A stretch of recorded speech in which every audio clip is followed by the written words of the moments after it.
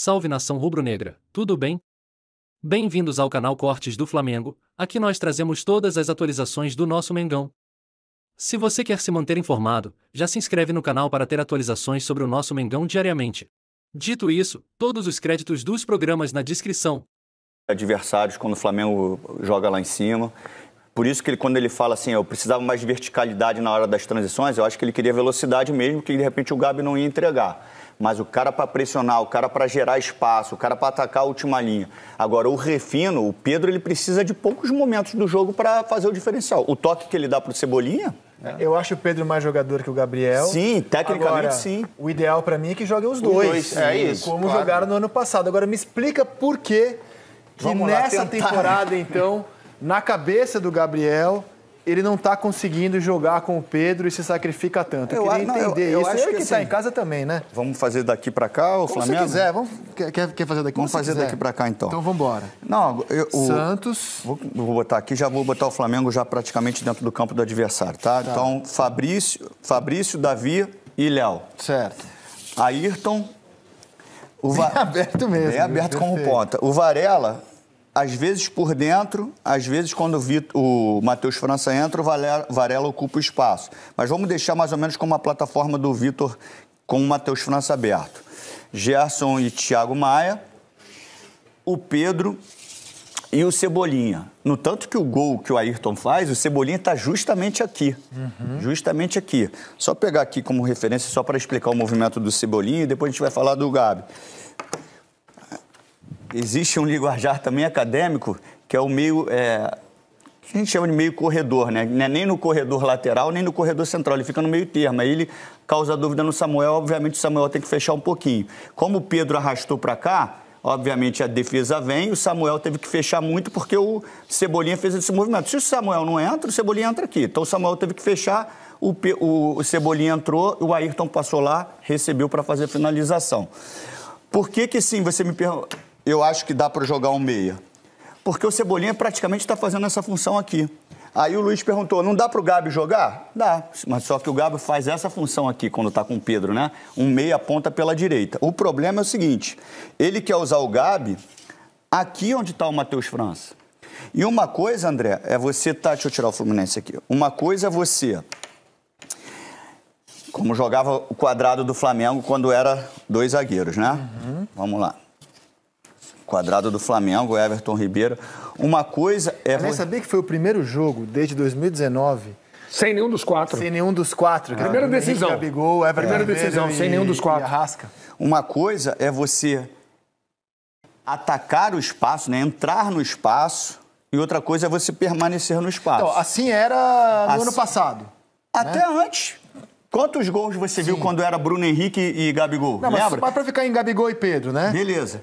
Arrasca, Everton, Pedro, Gabigol. Mas só para ilustrar que o Gabigol, mesmo ele sendo 9, ele gosta de sair. Claro. Porque jogava ele como 9 e o Bruno Henrique aqui. O Bruno Henrique descia para acompanhar lá, com o Jorge Jesus. O Gabi fazia o quê? Ele vinha para cá, descolava da última linha, Bruno Henrique entrava no segundo pau e ele fazia esse movimento, certo? Certo. Então, quando tá Pedro e Gabigol num 4-4-2, o Gabigol tem o espaço para ele movimentar, né? Ele não está no espaço, ele procura o espaço. Normalmente, quando ele descola na última linha, ele causa dúvida se os defensores o acompanham ou permanecem, com isso ele encontrava o espaço.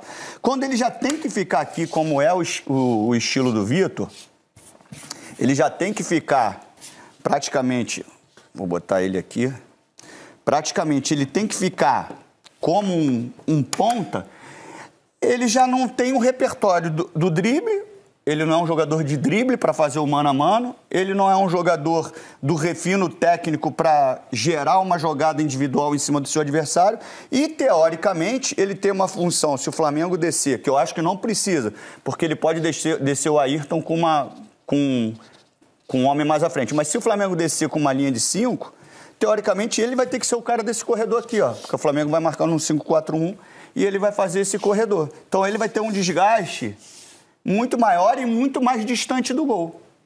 Então, por isso, ele quer disputar a posição com o Pedro.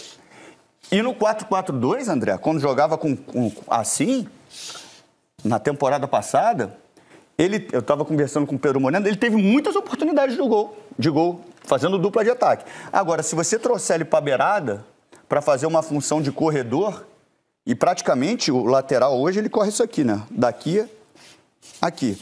O extremo, ele corre aqui e aqui. Para o Gabi fazer esse movimento é muito desgastante fisicamente, e ele fica mais distante do gol. Por isso, ele opta por disputar a posição de 9 com o Pedro.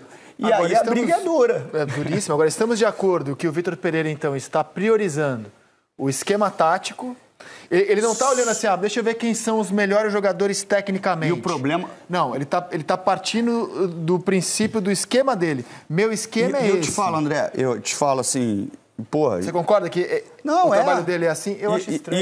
E três zagueiros não quer dizer nada de defensivo. Claro, pelo contrário. Claro. É uma saída de 3. Eu acho que em alguns momentos ele pode abrir mão de um cara, acrescentar um cara no meio e um meio-campista fazer a função para uma saída de 3. Não necessariamente ele usar um zagueiro. O Thiago Maia não pode fazer esse papel? O Alan faz isso muito no Atlético Mineiro. O André, eventualmente. O André faz isso. Então, assim, dependendo do adversário, ele não necessariamente pode usar um zagueiro. Ele vai fazer a saída de 3, mas vai ter mais gente no meio. Então, ele traz o Thiago Maia para fazer, preenche com um cara... Ele pode ter assim, ele pode brincar com o time que ele tem. Ô, Pedrinho, e sem a bola, mesmo com 3 zagueiros, não necessariamente ele precisa marcar com linha de 5. Se for o Léo, ele faz a lateral e o Ayrton faz aqui. Ele pode descer na marcação com Léo Pereira, o Davi Luiz, o Fabrício e o Varela. O Ayrton faz a primeira linha, o Gerson, o Thiago Maia, e aqui foi o Matheus França, e ele descansa a Cebolinha e não necessariamente ele tem que descer com uma linha de 5.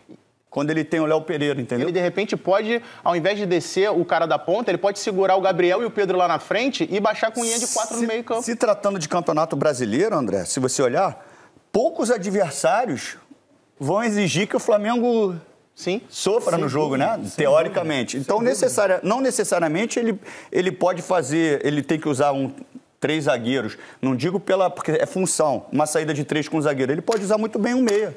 Rapaz, e olha só, o Bruno Henrique está voltando, em breve ele já vai ser relacionado.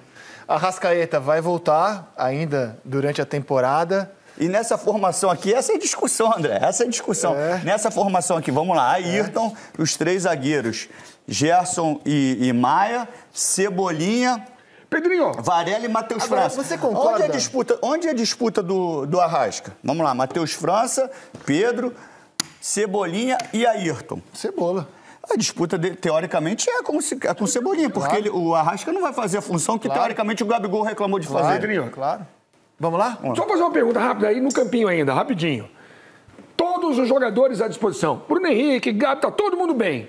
Escala nesse esquema dele. Não sou pago para isso.